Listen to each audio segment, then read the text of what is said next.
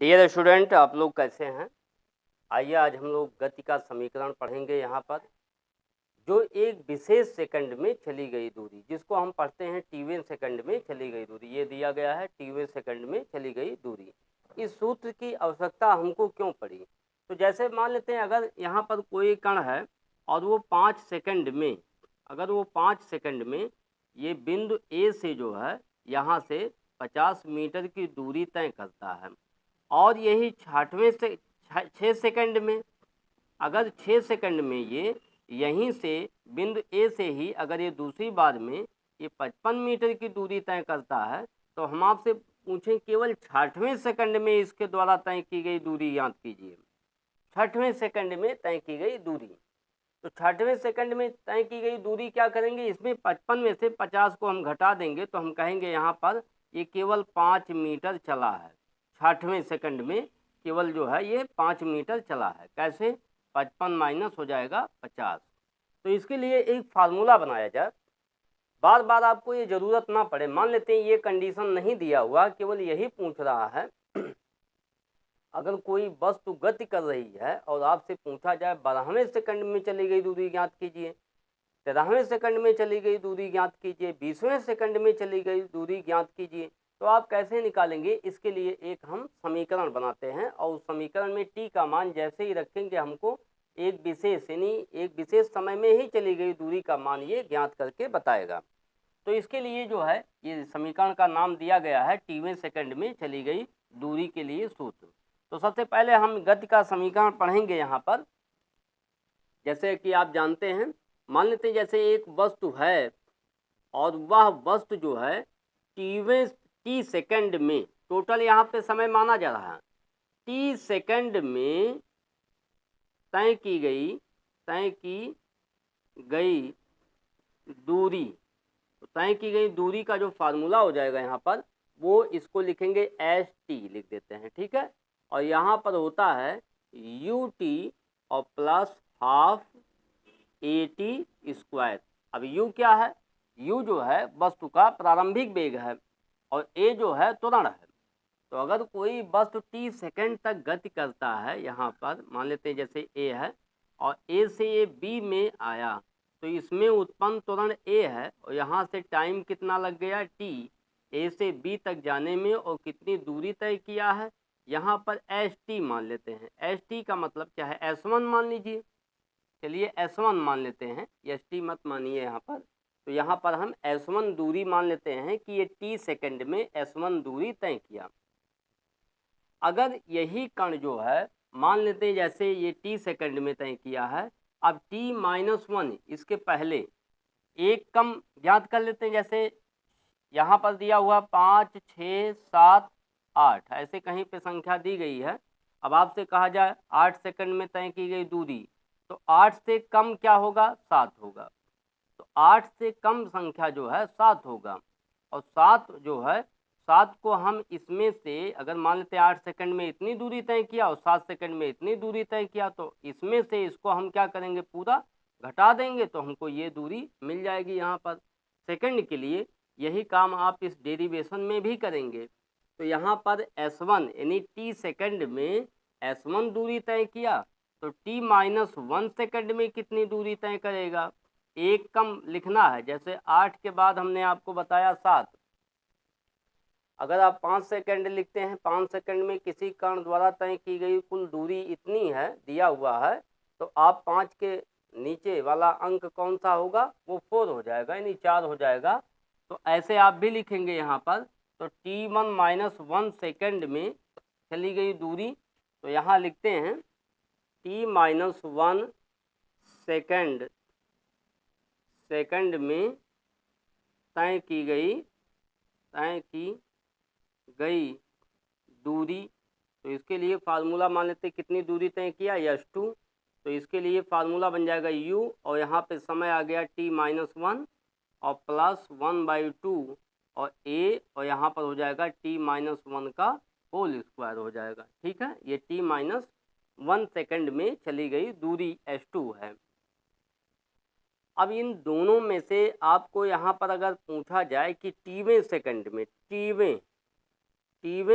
में टीवें सेकंड में तय की गई दूरी, तय की गई दूरी अगर आपसे पूछी जाए तो यहाँ पर जो दूरी आप लिखेंगे s, यानी टीवें सेकंड में तय की गई दूरी का जो फार्मूला होगा s, तो ये हो जाएगा s2 minus sorry s1 minus s2 को हम घटा देंगे, अधिक दूरी में से कम दूरी को घटाएंगे यहाँ से, तो आपको मिलेगा s1 का मान रख दीजिए यहाँ से ut plus half at square, और s2 का मान आया हुआ है ut, ब्रैक में इसको हम खोल दे रहे हैं, ut हो जाएगा माइनस हो जाएगा यहाँ पर u, और ये बड़ा ब्रैकेट लगा दे रहे हैं यहाँ पर इसको, और प्लस 1/2, और a यहाँ पर देखिए एक फार्मूला बन रहा है a माइनस बी का होल स्क्वायर, तो यहाँ हो जाएगा t स्क्वायर प्लस 1 और माइनस 2t हो जाएगा, ठीक है, और बड़ा ब्रैकेट लगा देंगे यहाँ पर।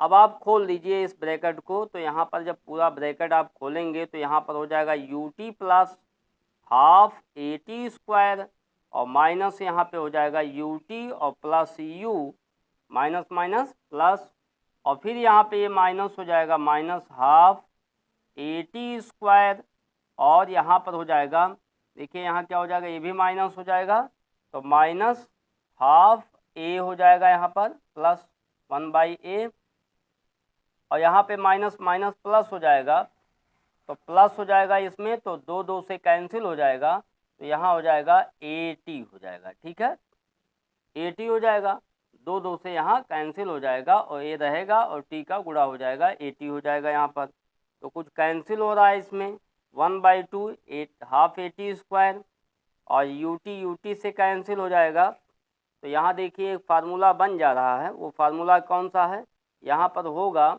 u और माइनस 1/2 a और प्लस at बचा है, ठीक है, इसको और सॉल्व कर लीजिए यहाँ से, तो यहाँ से जब इसको और सॉल्व किया जाए तो s इजकल टू क्या बच रहा है, s बराबर देखिए यहाँ से at को अगर हम आगे लिख दें, यहाँ पर at को आगे लिख देते हैं, तो यहाँ हो जाएगा यस u और प्लस at और माइनस 1/2 a।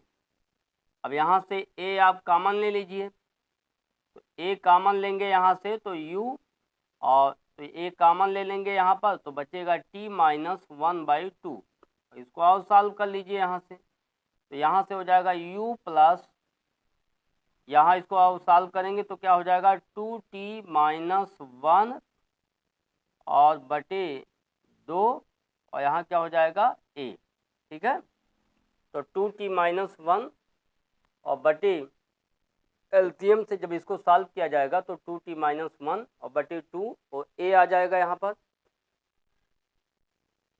तो इससे हम जो है किसी टीवें सेकंड में चली गई दूरी को हम आसानी से ज्ञात कर सकते हैं। तो यहाँ पर ये फार्मूला है, इसको आप ध्यान से समझ लीजिए यहाँ पर। तो सबसे पहले यहाँ पर t सेकंड में चली गई दूरी, फिर t माइनस 1 सेकंड में चली गई दूरी के लिए आप फार्मूला बनाएंगे s1 s2। तो s1 का मान अधिक है, s2 का मान कम है, क्योंकि यहाँ t में से 1 सेकंड कम पर ये दूरी ज्ञात किया गया है। अब टीवें सेकंड के लिए जब हम डिस्टेंस निकालेंगे तो s में से s1 माइनस s2 हो जाएगा, और दोनों को मान को रख कर जैसे ही इसको हम जब सॉल्व करेंगे तो हमको एक नया फार्मूला मिल जा रहा है।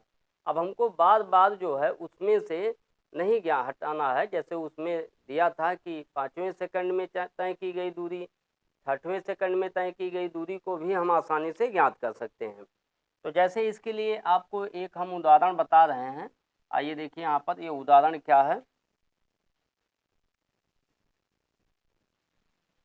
तो यहाँ स्टूडेंट ये देखें, ये क्वेश्चन है, एक वस्तु 20 मीटर पर सेकंड के 20 मीटर पर सेकंड से 5 मीटर पर सेकंड स्क्वायर के त्वरण से चलना प्रारंभ करता है। तो 10वें सेकंड में तय की गई दूरी ज्ञात करनी है। तो 10वें सेकंड के लिए हम डायरेक्ट ये फार्मूला लगा देंगे, आपको ज़्यादा सोचने की ज़रूरत नहीं है। यहाँ पर ये प्रश्न में दिया हुआ है u बराबर 20 मीटर पर सेकंड, प्रारंभिक वेग दिया है। तो प्रारंभिक वेग कितना दिया है 20 मीटर पर सेकंड, और त्वरण दिया हुआ है 5 मीटर प्रति सेकेंड स्क्वायर दे रहा है, ठीक है, 5 मीटर प्रति सेकेंड स्क्वायर दिया हुआ है। और यहाँ पूछ रहा है 10वें सेकंड में, ध्यान देंगे ये कंपटीशन में भी ज़्यादा पूछे जाते हैं ऐसे प्रश्न, जो है कंपटीशन के लिए बहुत इम्पोर्टेंट है। तो जैसे यहाँ पर अगर ये पूछ रहा है 10वें सेकंड में तय की गई दूरी ज्ञात कीजिए, तो डायरेक्ट आप ये फार्मूला लिखेंगे यहाँ पर u प्लस, और u की वैल्यू रखेंगे यहाँ पर 20, और यहाँ पर जैसे दिया है 10, और यहाँ पे हो जाएगा 20 माइनस 1/2 हो जाएगा, और इंटू यहाँ पर a दिया हुआ है 5 दिया हुआ है, तो सॉल्व कर लेंगे इसको। तो s इक्वल टू हो जाएगा 20, और यहाँ पे हो जाएगा 19 गुणे 5 और बटे 2 हो जाएगा। फिर s इक्वल टू हो जाएगा यहाँ पर, ठीक है, तो प्लस, अब इसको आप सॉल्व कर लेंगे यहाँ से, तो यहाँ पर हो जाएगा 19 गुणे 2.5, 5 का आधा 2.5 हो जाएगा, और यहाँ पर इसको सॉल्व कीजिए, और 20 और प्लस 19 बचे।